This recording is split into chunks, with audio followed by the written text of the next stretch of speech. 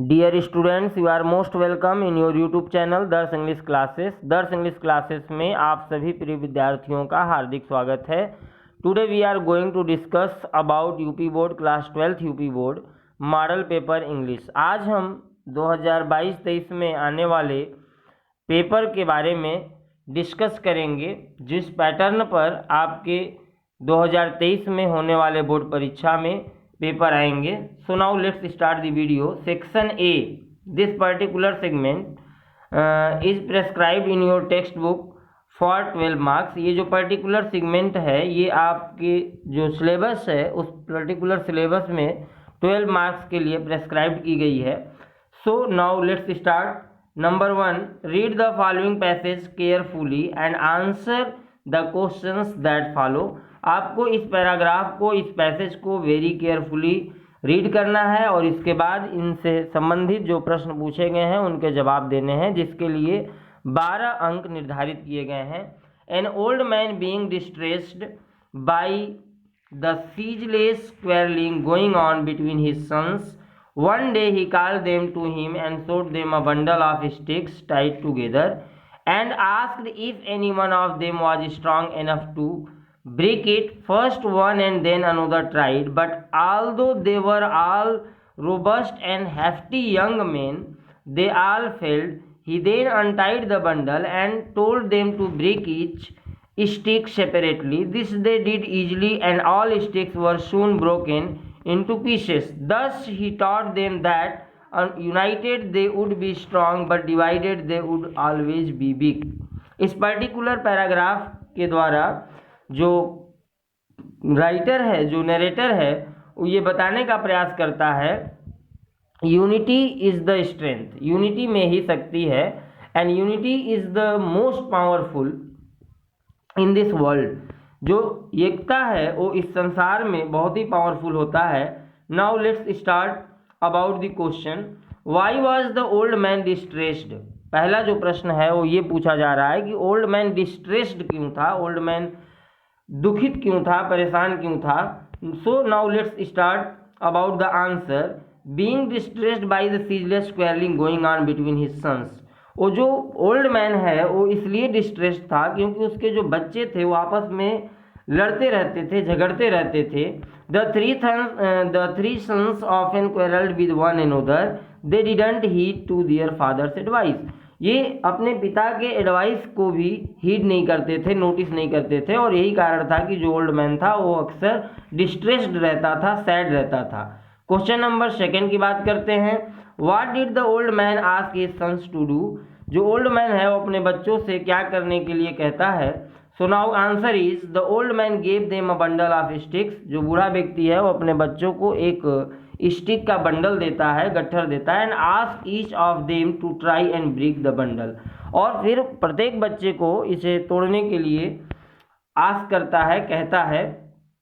Question number next, give the suitable title to the above passage. इस particular passage का आपको title बताना है, and title is unity is strength. इसका जो पर्टिकुलर पैसेज, इस पर्टिकुलर पैराग्राफ का जो टाइटल है, जो शीर्षक है, वो यूनिटी इज स्ट्रेंथ, यानी एकता में ही बल होता है। इस पर्टिकुलर पैसेज के लिए प्रॉपर सुटेबल टाइटल है। Next question, what lesson did he teach his sons. अपने बच्चों को, अपने पुत्रों को जो बूढ़ा व्यक्ति है वो कौन सा लेसन टीच करना चाहता था, बताना चाहता था। Now answer is the moral of the above passage is unity breeds strength. इस पर्टिकुलर पैसेज का जो मोरल है, जो सीख है, वो ये है कि यूनिटी ब्रीड्स स्ट्रेंथ, यूनिटी में ही एकता होती है। इफ वी लाई यूनिटेड, अगर हम एक साथ रहते हैं, no harm will come to us, तो हमें किसी प्रकार की कोई हानि नहीं होती। If we quarrel we will have to face difficulty, और अगर हम आपस में क्वेरल करते हैं, अगर आपस में झगड़ते रहते हैं, तो हमें डिफिकल्टी का सामना करना होगा, हमें मुसीबत फेस करनी होगी। Next question is find the word from the passage which means. आपको इस वर्ड में, इस पर्टिकुलर पैसेज में कुछ वर्ड हैं जिनके मीनिंग फाइंड आउट करने हैं, सॉर्ट आउट करने हैं। Now first word is constant and unending. जो पहला वर्ड है वो कॉन्स्टेंट और अनएंडिंग है, जिसका मतलब है गोइंग ऑन, ऐसी चीज़ें जो लगातार चलती रहती हैं, दैट इज गोइंग ऑन। ये पर्टिकुलर इस पैसेज में ये वर्ड आई हुई है। यदि आप इस पैसेज का फर्स्ट लाइन अगर ध्यान दें तो आप यहाँ देख सकते हैं सीजलेस एंड गोइंग ऑन, ये दो वर्ड हैं। सीजलेस जो वर्ड है, इस सीजलेस को हम इस पर्टिकुलर कांस्टेंट के साथ ट्रांसफॉर्म कर सकते हैं, रिप्लेस कर सकते हैं। And unending going on, going on का मतलब होता है लगातार चलते रहना, और अनएंडिंग का मतलब होता है जो कभी समाप्त ना हो। Upset or worried, second word जो है वो अपसेट आर वरीड है, और इसकी जो सेकेंड वर्ड इस पर्टिकुलर पैसेज में आप देखते हैं वो डिस्ट्रेस्ड है। Next third word is large and hefty. Large and hefty, large means big, hefty का तात्पर्य यहाँ पे पावरफुल है। सो this is the answers of the questions. ये टोटल 6 क्वेश्चंस जो आपसे इस पर्टिकुलर पैसेज के माध्यम से पूछे गए थे, उनके आंसर्स आपने अभी अभी देखा। नेक्स्ट हम बात करते हैं section B. Section B writing से संदर्भ में राइटिंग से संबंधित है। जो क्वेश्चन नंबर 2 अगर आप देखें तो आपको स्क्रीन पर नजर आ रहा होगा, write an article on the increasing population and resulting in a problem in our country. आपको एक आर्टिकल लिखने हैं, आपको एक अनुच्छेद लिखना है इंक्रीजिंग पॉपुलेशंस के बारे में, बढ़ती हुई जनसंख्या के बारे में, and problem in our country, और इसके फलस्वरूप जो प्रॉब्लम्स, जो समस्याएं हमारे देश में आ रही हैं उससे संबंधित एक आर्टिकल आपको लिखनी है। Or second one is write an article on moral education. आपको मोरल एजुकेशन पर, नैतिक शिक्षा पर एक आर्टिकल लिखने हैं, और इसे आपको 150 वर्ड्स में ही लिखने हैं। Now let's discuss about the answer of the first topic is increasing population. अब आपको मैं एक इंक्रीजिंग पॉपुलेशन के बारे में एक आर्टिकल, आपको स्क्रीन पे नज़र आ रहा होगा, आर्टिकल का एक पर्टिकुलर वीडियो मैं अपने किसी नेक्स्ट वीडियो में बना करके मैं डालने का प्रयास करूंगा, जहां से आप ये समझ पाएंगे कि आर्टिकल को किस तरीके से लिखी जाती है। सो अगर आप हमारे वीडियो हमारे चैनल पे बने रहते हैं तो आप इसका लाभ जरूर ले पाएंगे। The population of India is increasing at a very fast pace. The last 5 to 6 decades have especially seen tremendous growth in population. Around 17% of the world's population resides in India, making it one of the most populous countries in the world. जैसा कि आपको first paragraph में नज़र आ रहा होगा, हमने ये बताने का प्रयास किया कि जो इंडिया की पॉपुलेशन है, जो इंडिया का जो जनसंख्या है वो लगातार बढ़ रहा है, और बहुत ही फास्ट पेस, बहुत ही तीव्र गति से बढ़ रही है। और पिछले 5 से 6 दशकों में जो ग्रोथ हुआ है पॉपुलेशन में वो ट्रिमेंडस है, वो काफ़ी बड़ी मात्रा में ग्रोथ हुआ है। Around 70% of the world population, अगर पूरे संसार की पॉपुलेशन की बात करें, अगर पूरे विश्व की हम अगर जनसंख्या की बात करें तो उसका 70% जो 17% जो पॉपुलेशन है, जो जनसंख्या है, वो भारत में निवास करती है। और यही कारण है कि ये जो इंडिया है ये मोस्ट पॉपुलस कंट्रीज, ये पूरे विश्व में सर्वाधिक जनसंख्या वृद्धि करने वाला देश भी के रूप में सम्मिलित हो चुका है। नाउ कुछ हम रीजन्स की बात करते हैं, क्या रीजन्स हैं कि इस तरीके से पॉपुलेशन लगातार ग्रोथ कर रहा है, लगातार बढ़ रहा है। So now first the main reason is the development in the field of medical science. जो पहला रीजन है वो मेडिकल साइंस में, वो चिकित्सा के क्षेत्र में जो डेवलपमेंट हुए हैं, जो विकास हुए हैं, ये भी एक कारण है कि लगातार पॉपुलेशन बढ़ रही है। Which brought down the death rate, इससे मृत्यु की दर कम हुई है। The growth in population may also be attributed to low death rate, और जो ये कम मृत्यु दर है ये भी एक पॉपुलेशन का बहुत बड़ा कारण है। सेकेंड की अगर हम बात करें, the growing birth rate is high in India as it is a developing country specially in the poor and uneducated class. जो हमारा इंडिया है, जो भारत है, वो एक डेवलपिंग कंट्री है, एक विकासशील देश है, और यहाँ पे जो बर्थ रेट है, जो मृत्यु दर है, वो लगातार बढ़ती जा रही है। और उसका कारण ये भी है कि लोग पुअर भी हैं, अनएजुकेटेड क्लास भी हैं, गरीबी भी है और अशिक्षा भी है। Illiteracy and lack of family planning are among the top reasons for the high birth rate in these countries.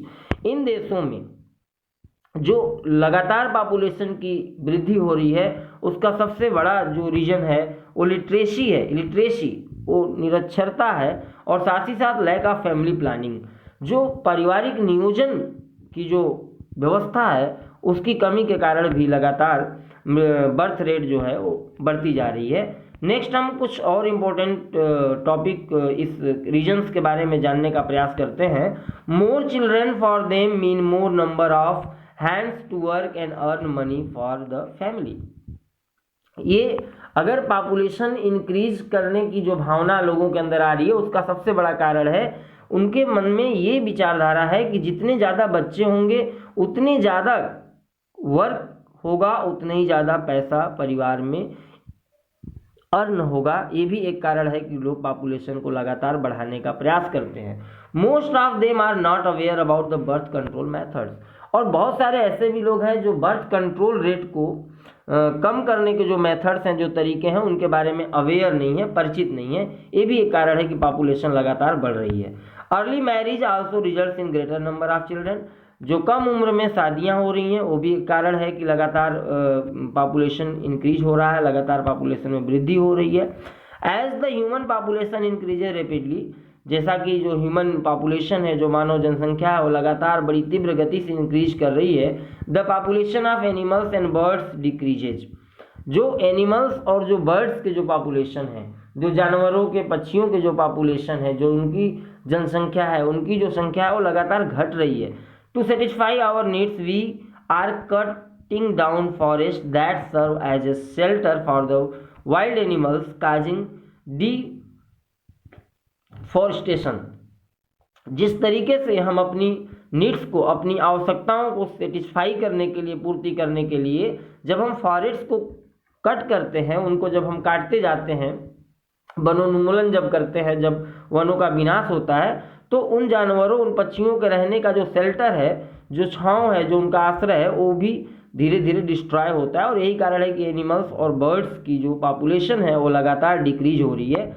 Several species of animals and birds have been impacted due to this, बहुत सारे ऐसी animals और birds की प्रजातियां हैं जो इनसे प्रभावित हो चुकी हैं।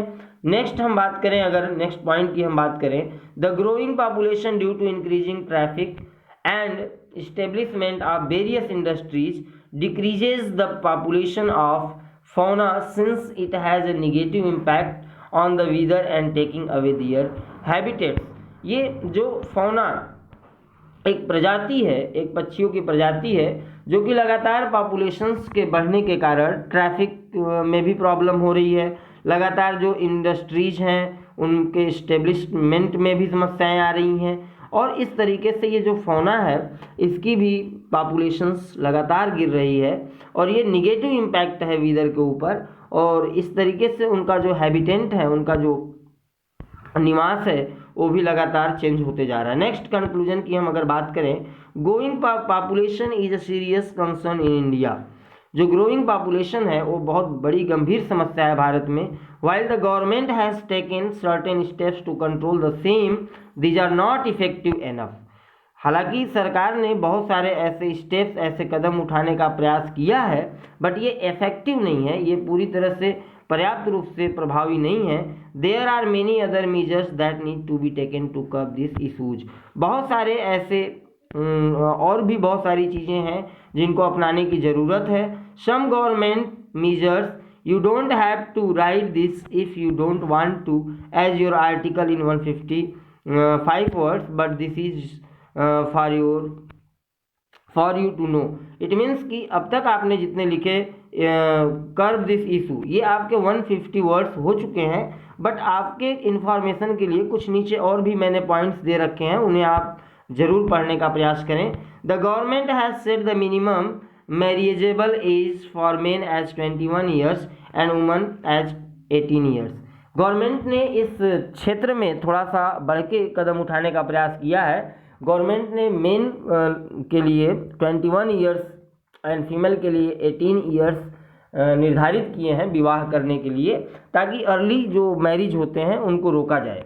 The Government of India has also made free education available for the children of the country for way of its right to children to free and compulsory education act.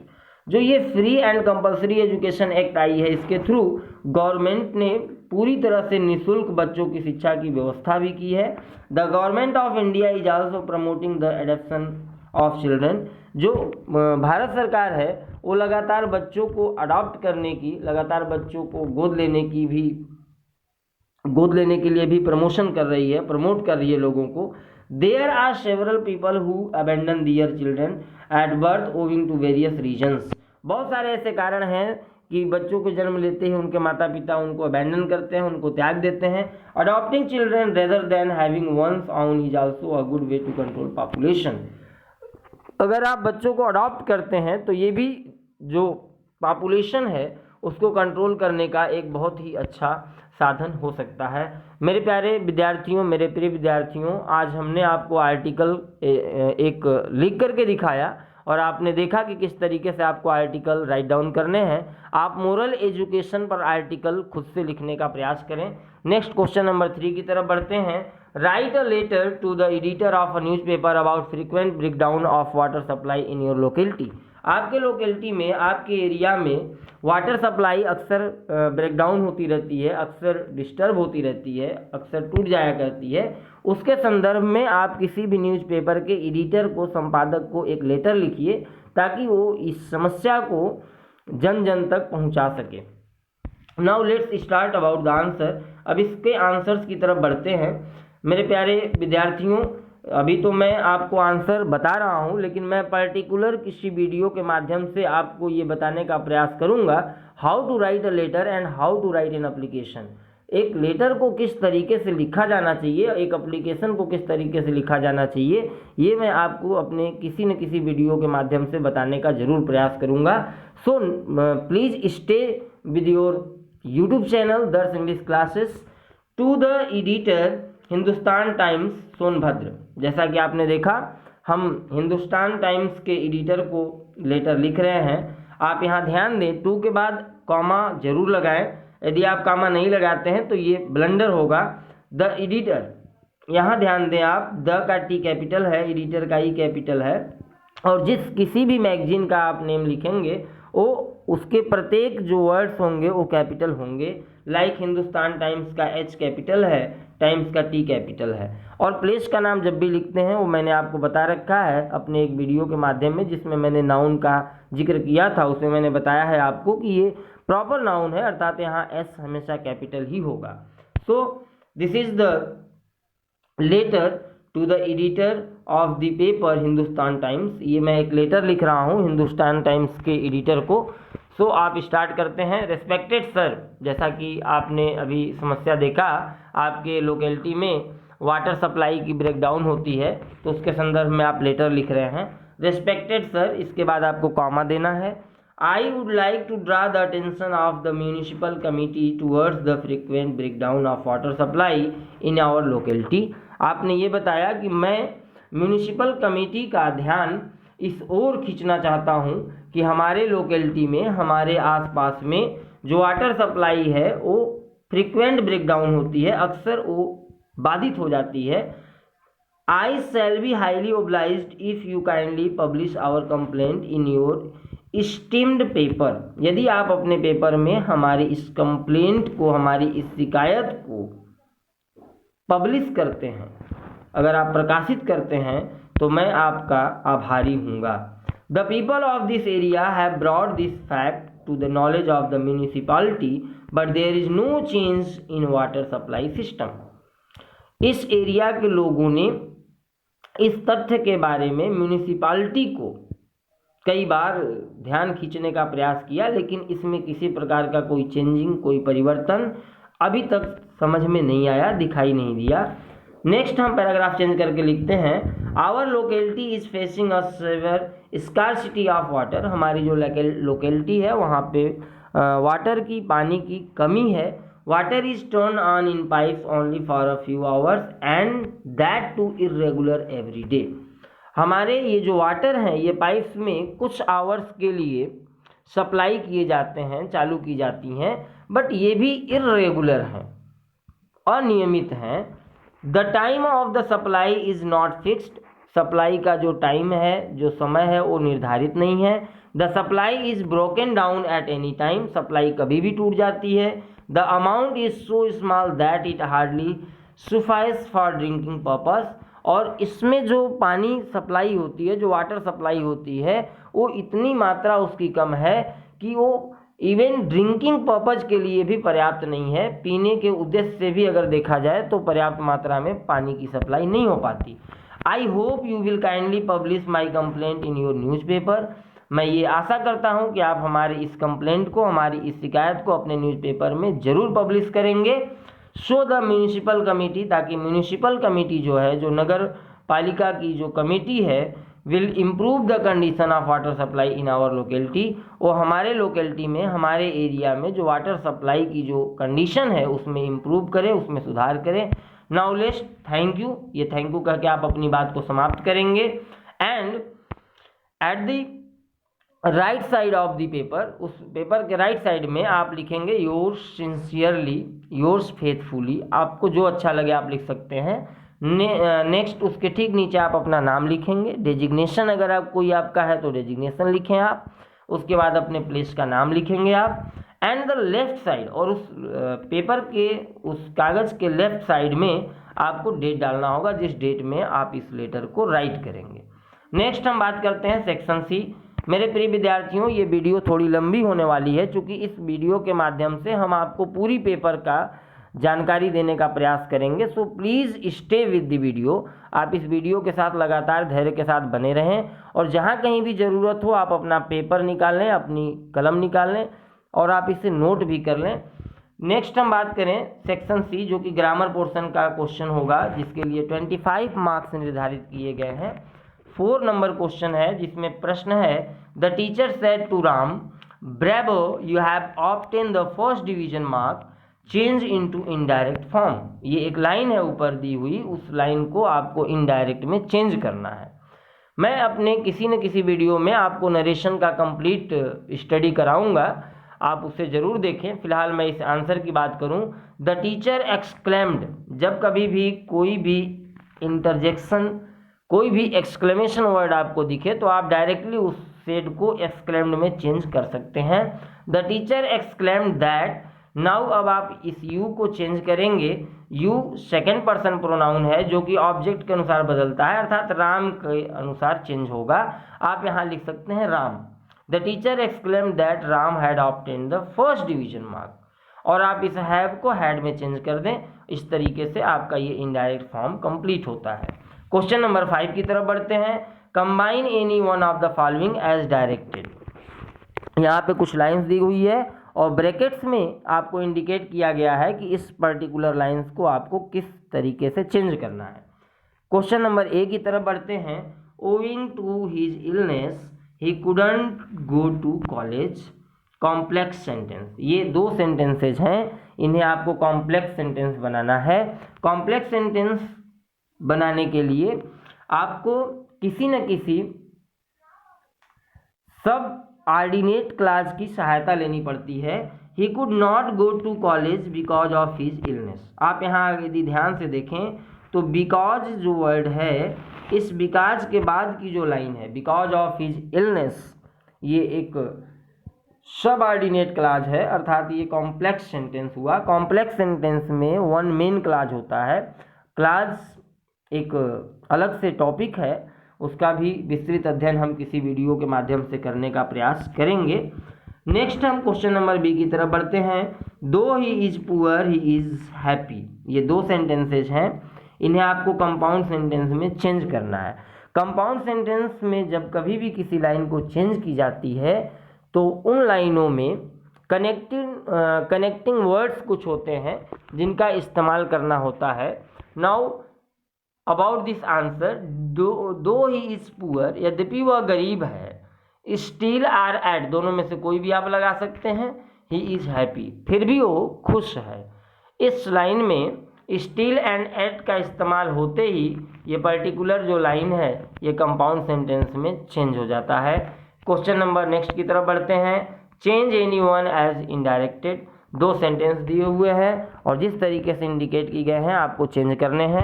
First question is he could not read the English book. वो English book नहीं पढ़ सकता, सो आपको इसे positive में change करना है। He could read the English book, आप इस नॉट को हटा दें यदि, तो ये ऑटोमेटिक पॉजिटिव में चेंज हो जाएगा। नेक्स्ट क्वेश्चन नंबर की तरफ बढ़ते हैं। Ram is the most intelligent boy in the class. इसे आप कंपैरेटिव डिग्री में चेंज करिए। कंपैरेटिव डिग्री में दो लोगों के बीच तुलना हो जाती है और सुपरलेटिव में दो से अधिक लोगों के बीच तुलना होती है। एंड पॉजिटिव डिग्री जो होते हैं उसमें ओनली वन की बात होती है। So now about answer. जब कभी भी कोई लाइन द मोस्ट से संदर्भित यदि सुपरलेटिव डिग्री की आपको मिलती है तो उस लाइन को नो अदर की सहायता से कंपैरेटिव में चेंज की जाती है। Now answer is no one is as intelligent as Ram in the class. It means जितना राम इंटेलिजेंट है उतना उस कक्षा में कोई भी अन्य विद्यार्थी नहीं है। नेक्स्ट हम बात करते हैं question. Use any one of the following words in your own sentences. कुछ वर्ड्स दिए गए हैं, इसे आपको अपने शब्दों में यूज करना है ताकि इनके मीनिंग्स क्लियर हो सकें। आपके पास होमोफोन्स दिए हुए हैं, bell and second is bale. दो तरह से बेल वर्ड आए हैं। पहली जो बेल है इसका तात्पर्य होता है गांठ। We must put the cotton into bales to prepare it for sales. जब कभी भी किसी कॉटन को, किसी कपड़े को बेचनी होती है तो पहले उसे गट्ठर बनाई जाती है और फिर उसे सेल की जाती है। तो यहाँ पे आप इस बेल का तात्पर्य यदि आप समझ पा रहे हैं तो ये गट्ठर से तात्पर्य है। Second is the accused murderer is very rich. जो मर्डरर अपराधी है वो बहुत ही रिच है, बहुत ही अमीर है। So the well is 1000 pound. इसीलिए उसकी जो वेल है, उसकी जो जमानत की राशि है वो 1000 पाउंड है। सेकेंड अगर हम बी की तरफ बढ़ते हैं तो question coarse means harsh or rough. You have very coarse hair. तुम्हारे जो हेयर हैं, तुम्हारे जो बाल हैं वो बहुत ही हर्ष हैं। इट मीन्स बहुत ही रफ हैं। इट मीन्स बहुत ही खुरदुरे हैं, बहुत ही। Second is course. यदि आप इस वर्ड को ध्यान से देखें तो दोनों वर्ड में सिर्फ एक वर्ड, एक लेटर की चेंजिंग है। Here is COA and here is COU। It means the route or path over which something passes or proceeds towards the goal. ये ऐसे पथ की बात करता है जिससे होकर के कोई व्यक्ति अपने गोल तक पहुंचता है। I have joined a summer course next week. यहाँ जो कोर्स का तात्पर्य है वो पाठ्यक्रम से है। नेक्स्ट हम बात करते हैं क्वेश्चन नंबर डी की तरफ बढ़ते हैं। क्वेश्चन नंबर 5 का ही अभी हम बात कर रहे हैं, जिसमें question number D choose the correct option. आपको करेक्ट ऑप्शन चूज करने हैं। Correct option for the word government by one person. एक पर्सन के द्वारा अगर कोई सरकार चलाई जाती है तो उसे किस नाम से जानते हैं? डेमोक्रेसी, ब्यूरोक्रेसी, एरिस्टोक्रेसी और ऑटोक्रेसी। अब आपको इन चार में से कोई एक विकल्प चूज करने हैं and your right answer is option number 4, autocracy. It is a government by one person. Democracy is a government of people for the people by the people. Democracy लोकतंत्र होता है जो कि जनता का, जनता के लिए, जनता के द्वारा सरकार होती है। ब्यूरोक्रेसी नौकरशाही को कहा जाता है। एरिस्टोक्रेसी कुलीन वर्ग के द्वारा राजतंत्र जिसे आप कहते हैं, that is called aristocracy. Next हम बात करें अ फूल्स पैराडाइज। इस पर्टिकुलर वर्ड्स जो सेंटेंस है इसका क्या तात्पर्य है ये आपको बताना है। To live in heaven, to be in words of fool, to live in a state of enjoyment based on fools believes or hope. This is the right answer. Option number 3 is the right answer. और fool's paradise का तात्पर्य होता है एक ऐसी enjoyment की अवस्था में रहना जो कि झूठी बिलीफ, झूठे विश्वास या झूठे आशाओं पर आधारित होती है। नेक्स्ट हम बात करें the synonym of cruel. Cruel जो वर्ड है, इस क्रूएल वर्ड का सिनोनिम आपको बताना है। Merciless, brave, bad, ill. Merciless निर्दयी, ब्रेव बहादुर, बैड मतलब बुरा होता है, इल मतलब बीमार। So right answer is merciless. Cruel का जो सेकंड सिनोनिम वर्ड है दैट इज मर्सीलेस। नेक्स्ट हम क्वेश्चन की तरफ बढ़ते हैं। Ramesh is more taller than Mukesh, which word in the above sentence is an error. इस पर्टिकुलर सेंटेंस में कौन से वर्ड में एरर है, गलती है, ये आपको बताना है। Ramesh is more taller. मेरे प्यारे विद्यार्थियों, जब कभी भी किसी भी कंपैरेटिव डिग्री की एडजेक्टिव को ली जाती है जो सिंगल सिलेबल होते हैं, like taller, like bigger, younger, smaller, ऐसे जितने भी वर्ड हैं जिनमें ई आर लगे होते हैं, तो उनके पहले मोर कभी भी इस्तेमाल नहीं होता, अर्थात option number D is the right answer. Ramesh is taller than Mukesh, this is the right answer of this question. Next हम क्वेश्चन की तरफ बढ़ते हैं। The antonym of the optimistic. Optimistic का एंटोनिम बताना है आपको। ऑप्टिमिस्टिक का मतलब होता है आशावादी। ऑप्टिमिस्टिक का जो रियल, जो राइट एंटोनिम है, अनऑप्टिमिस्टिक है, इन ऑप्टिमिस्टिक है, पेसिमिस्टिक है और होपलेसनेस है। ये चार ऑप्शंस आपके पास हैं and right answer is option number B. जो राइट आंसर है वो आंसर नंबर सी है, पेसिमिस्टिक, निराशावादी। ऑप्टिमिस्टिक आशावादी, उसका ठीक उल्टा पेसिमिस्टिक, निराशावादी। नेक्स्ट हम क्वेश्चन नंबर 6 की तरफ बढ़ते हैं। क्वेश्चन नंबर 6 जो कि ट्रांसलेशन से संबंधित प्रश्न पूछे जाएंगे आपको बोर्ड एग्जाम में। Translate the following into English. कोई एक पैराग्राफ हिंदी की होगी जिसे आपको इंग्लिश में ट्रांसलेट करने होंगे। वो पैराग्राफ कहीं से भी कोई भी पूछी जा सकती है, आपको अपनी समझ पर इसे सॉल्व करना होगा, अपने ज्ञान के आधार पे इसका आंसर देना होगा। क्वेश्चन नंबर 7 की तरफ बढ़ते हैं जो कि आपका लिटरेचर से संबंधित प्रश्न होंगे।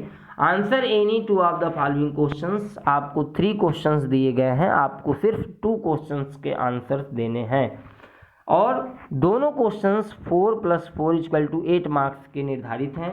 Y did Rajkumar Shukla go to meet Gandhi ji. Rajkumar Shukla Gandhi ji से मिलने क्यों गए थे?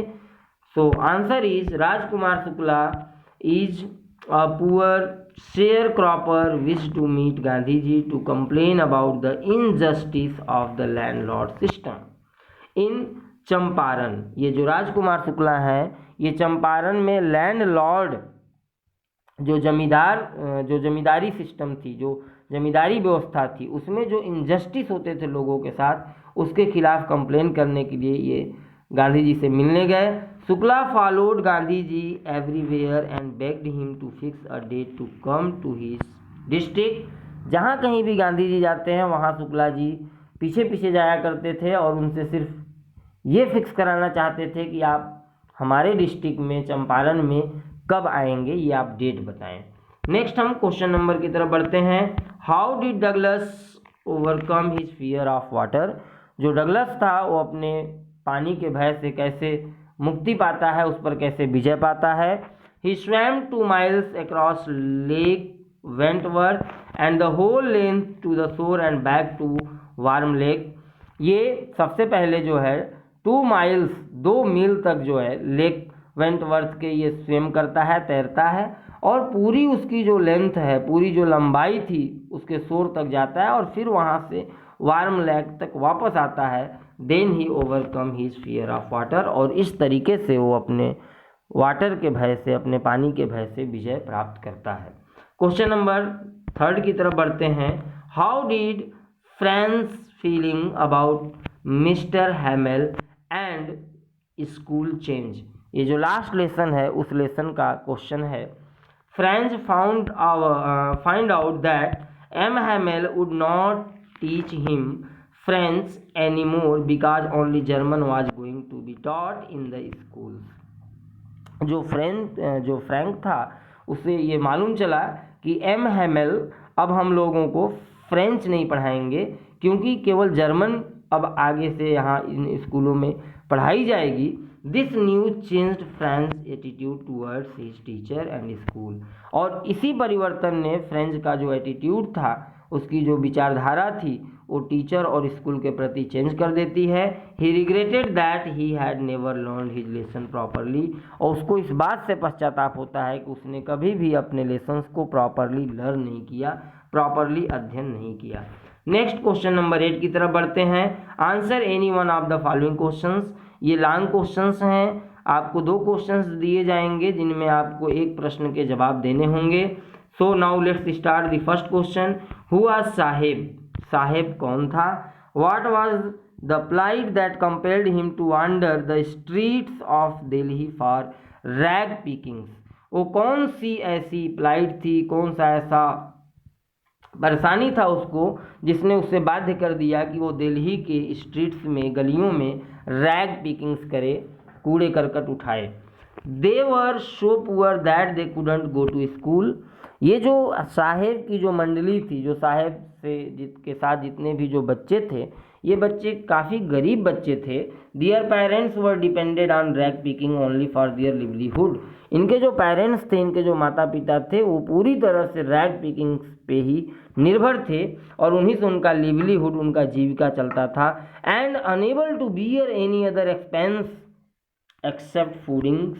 ये फूडिंग्स के अलावा किसी भी प्रकार के एक्सपेंस को, किसी भी प्रकार के खर्च को वहन करने के योग्य नहीं थे। In total their poverty was the plight. उनकी जो गरीबी थी वही उनकी प्लाइट थी। दैट कंपेल साहेब, जिसने साहेब को कंपेल किया, मजबूर किया, बाध्य किया। एंड अदर्स लाइक हिम, और उसके जैसे जितने भी और लोग थे, to wander in the streets of Delhi for rag pickings, कि वो दिल्ली के स्ट्रीट्स में, गलियों में रैग पिकिंग्स करें, कूड़े करकट उठाएं। क्वेश्चन नंबर नेक्स्ट की तरफ बढ़ते हैं। What happened at last? How did mister Hamel last the lesson? अंत में क्या हुआ और हैमेल ने अपने लेसन को कैसे समाप्त किया? At the end of his last lesson M Hamel stood up to stay farewell to his students and the people of the town, but overwhelming emotion choked his voice.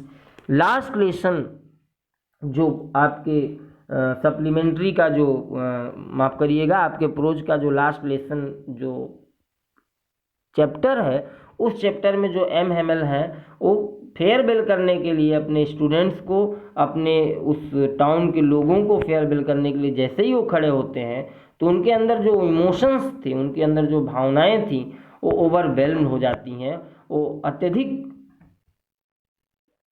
भाव विभोर हो जाते हैं और इसी भाव विभोर ने उनके वॉइस को चोक कर दिया, सीज कर दिया। ही देन रोट, और उन्होंने केवल इतना ही लिखा, vive la France as large as he could on black board. Black board पर फ्रेंच लैंग्वेज में उन्होंने लिखा फेयरवेल फ्रांस। इतना ही केवल वो लिख पाए जितना बड़ा वो लिख सकते थे। And dismiss the class with the gesture of his hand, और इतना ही कह के वो हाथ हिलाते हुए उस क्लास को समाप्त कर देते हैं। नेक्स्ट क्वेश्चन नंबर 9 की तरफ बढ़ते हैं। ये क्वेश्चन नंबर 9 आपके पोएट्री सेगमेंट से ली गई है। आपको एक स्टेंजा दी जाएगी और उस स्टेंजा से संबंधित कुछ प्रश्न पूछे जाएंगे जिनका आपको आंसर्स देना होगा। Perhaps the earth can teach us as when everything seems dead and later proves to be alive. Now I will count up to 12 and you keep quiet and I will go. ये Pablo Neruda का poem keeping quiet जो poem है, उसी poem का ये particular stanza है। What can the earth teaches us? जो earth है, जो पृथ्वी है, वो हमें क्या टीच करती है, हमें क्या सिखाती है? The earth can teach us a lesson how to live on it. जो अर्थ है वो हमें ये शिक्षा देती है कि हमें पृथ्वी पर किस तरीके से लीव करना चाहिए, किस तरीके से जीवन यापन करना चाहिए। What remains alive when everything seems dead? कौन सी चीज़ अलाइव रह जाती है जब सब कुछ डेड सा आभास होता है? Only the earth remains alive when everything seems dead. जब सब कुछ डेड, जब सब कुछ मृत आपको आभास हो, तब भी पृथ्वी अलाइव रहती है, जीवित रहती है। Who is the poet? What does he want to do? Poet, इस पर्टिकुलर पोएम का पोएट कौन है और वह क्या करना चाहता है? The poet is Pablo Neruda. इस पोएम के पोएट का नाम पाब्लो नेरूदा है।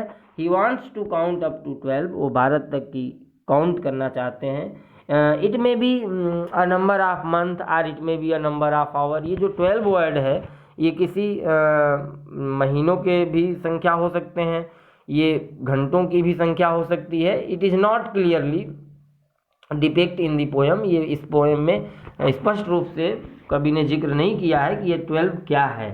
नेक्स्ट हम बात करते हैं क्वेश्चन नंबर 10 की तरफ बढ़ते हैं। Give the central idea of any one of the following poem. कुछ पोएम्स दिए गए हैं, इनके सेंट्रल आइडिया आपको बताने हैं। First poem is my mother eight 66। हमने अपने वीडियो में आपको इस पर्टिकुलर पोएम की सेंट्रल आइडिया बता चुके हैं, हम लिखा चुके हैं, आप वहाँ से राइट डाउन कर सकते हैं। An elementary school classroom in a slum, ये हमारे वीडियो में आपको मिल जाएंगे, वहाँ से आप राइट डाउन कर लें। क्वेश्चन नंबर 11 की तरफ बढ़ते हैं। Answer any two of the following, ये आपके सप्लीमेंट्री पार्ट का क्वेश्चन है। What prediction was made at the time of tigers birth. Tiger के बर्थ के समय किस तरह की प्रिडिक्शन की गई थी। The most fantastic aspect of his demise was that as soon as he was born, astrologers had foretold that one day the tiger king would actually have to die। जैसे ही ये टाइगर का जन्म होता है, कुछ एस्ट्रोलॉजर्स ने, कुछ ज्योतिषों ने ये फोरटेल किया, ये भविष्यवाणी की कि ये जो टाइगर है, जो टाइगर किंग है, ये एक्चुअली किसी न किसी दिन मृत हो जाएगा। The child will grow up to become the warrior of the warriors, hero of heroes, champion of champions. ये जो चाइल्ड है, ये जो बच्चा है, ये बैरियर्स ऑफ बैरियर्स, ये योद्धाओं का योद्धा बनेगा, हीरोज ऑफ हीरोज, ये नायकों का नायक बनेगा, एंड चैंपियंस ऑफ चैंपियंस, ये विजेताओं का विजेता बनेगा, लेकिन एक दिन इसकी मृत्यु हो जाएगी। दिस इज द प्रिडिक्शन, यही प्रिडिक्शन था जो उसके बर्थ के समय की गई थी। What could Charley never again find the third level. ये नेक्स्ट क्वेश्चन है। The third level was a medium of स्पेक from Charley from the unhappy modern world that is full of insecurity, fear, war, worry and the like. This is because he could never find it again at the Grand Central station. This is the third level.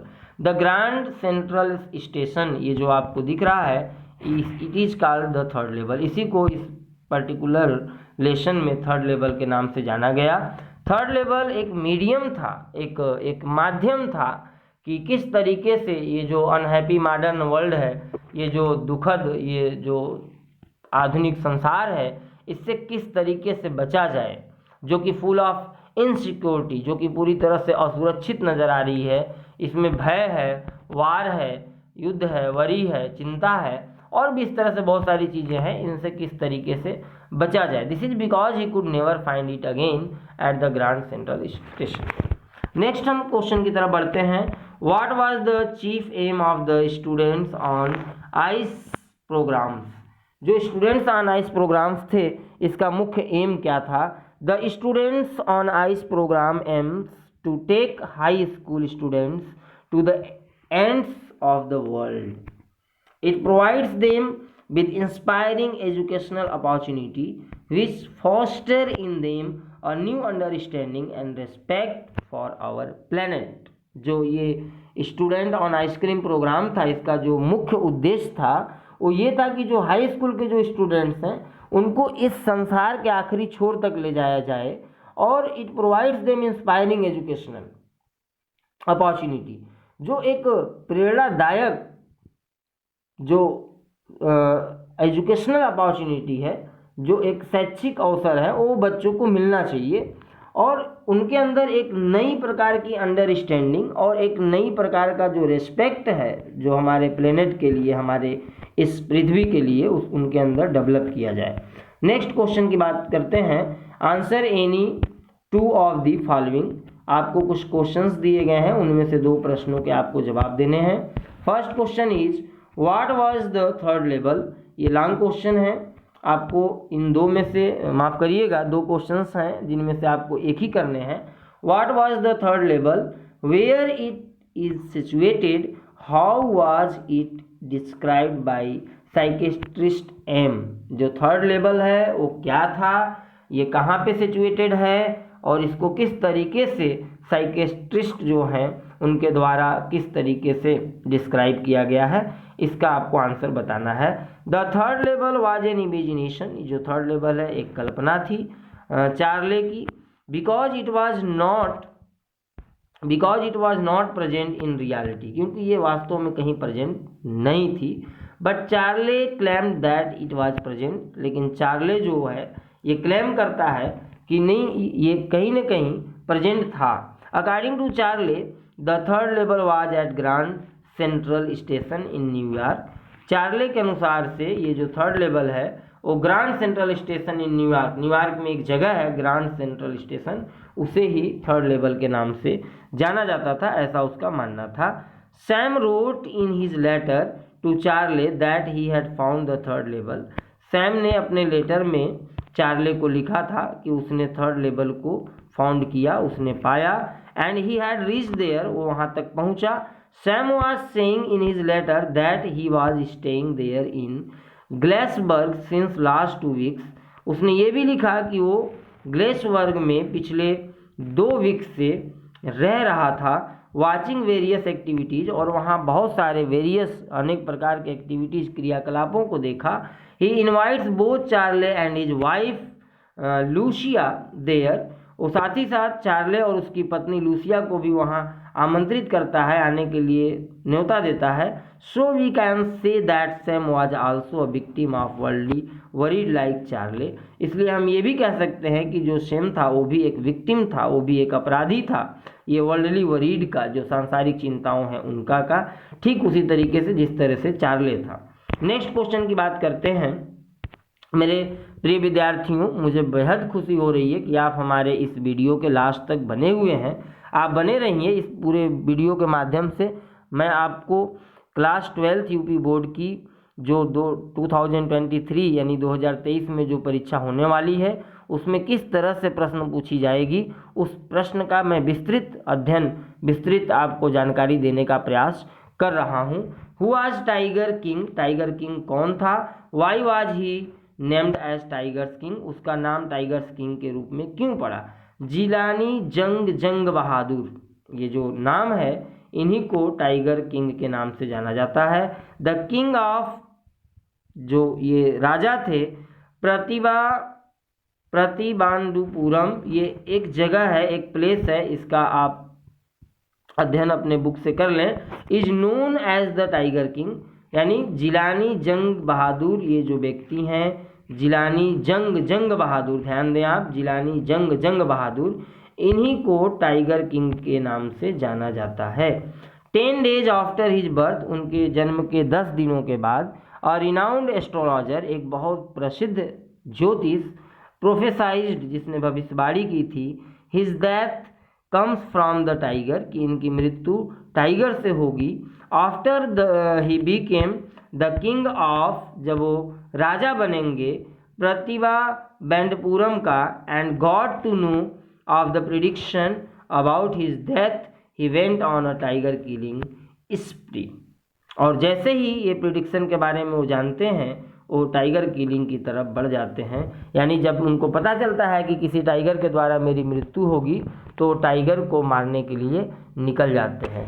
मेरे प्रिय विद्यार्थियों, आप सबका दर्श English classes में हार्दिक स्वागत है। अगर आपको ये वीडियो पसंद आई हो तो आप इसे लाइक ज़रूर करें, सब्सक्राइब करें, साथ ही साथ आप नोटिफिकेशन बेल को ज़रूर प्रेस करें, ताकि जब कभी भी मैं कोई नई वीडियो डालूं तो आप तक वो वीडियो पहुंच सके। नेक्स्ट वीडियो में हम इस पर्टिकुलर पेपर में जो भी टॉपिक्स आपको क्लियरली स्पष्ट नहीं हो पाए हैं ग्रामर से संबंधित, उन टॉपिक को मैं 1 by 1 करके आपको टीच करने का प्रयास करूंगा। Thank you for watching my video.